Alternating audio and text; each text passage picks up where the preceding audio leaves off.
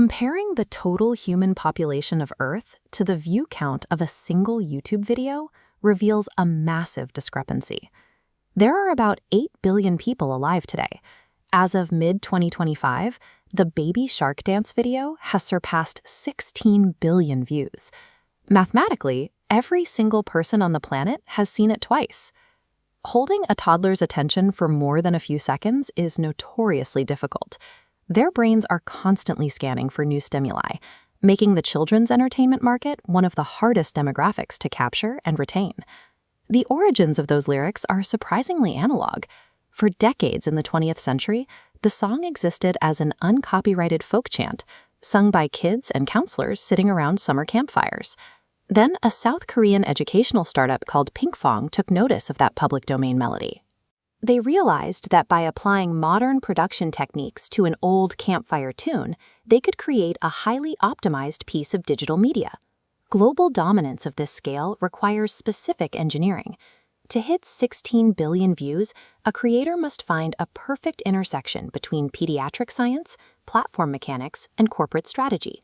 The architecture of Pinkfong's version is meticulously designed to be an earworm.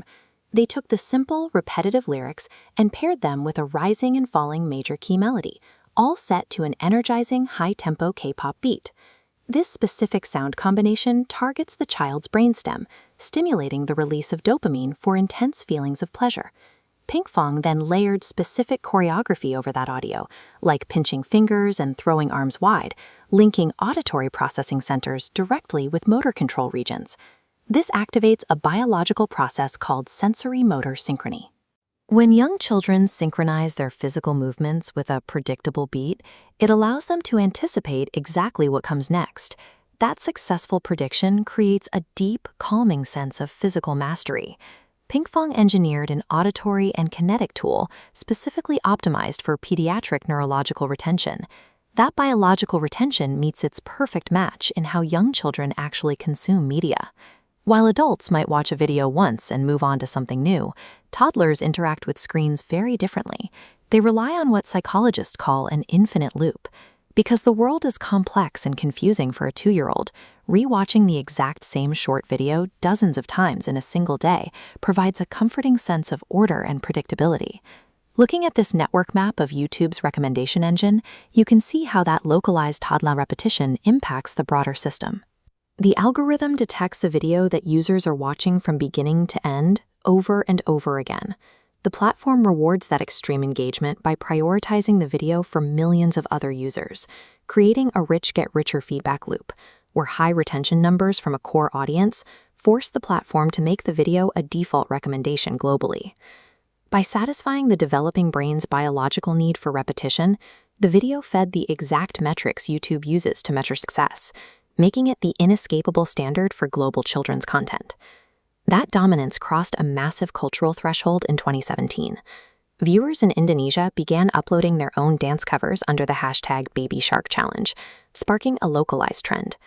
Rather than letting the trend burn out naturally, Pinkfong reacted immediately. The very next day, they flew employees into the country wearing shark costumes to appear on local Indonesian television broadcasts. By validating the local community's enthusiasm in real time, they catalyzed the trend. The challenge quickly jumped the borders of Southeast Asia, spreading through the Americas and Europe. Viral moments are often accidental, but engineering a global firestorm requires agile, real-world corporate intervention to turn a trend into a brand. Pinkfong recognized that YouTube ad revenue was only the starting point. They leveraged those billions of views to build a full-funnel business ecosystem, moving the intellectual property entirely off the screen. They launched extensive physical merchandise lines, co-produced a television series with Nickelodeon, and developed location-based entertainment, including a 96-show run at Dubai's Global Village. They even bridged the gap into high culture. To mark the song's 10-year anniversary, they partnered with the London Symphony Orchestra to release a limited edition vinyl record, reimagining the simple melody across classical and electronic genres. The rhythm seeped so deeply into the public consciousness that adults organically adopted it. It became the unofficial walkout anthem for the Washington Nationals during their World Series run, and protesters in Lebanon sang it to calm a frightened toddler during a demonstration. Baby Shark proves that mastering human psychology and digital community can transform a simple screen into a shared physical world that connects generations.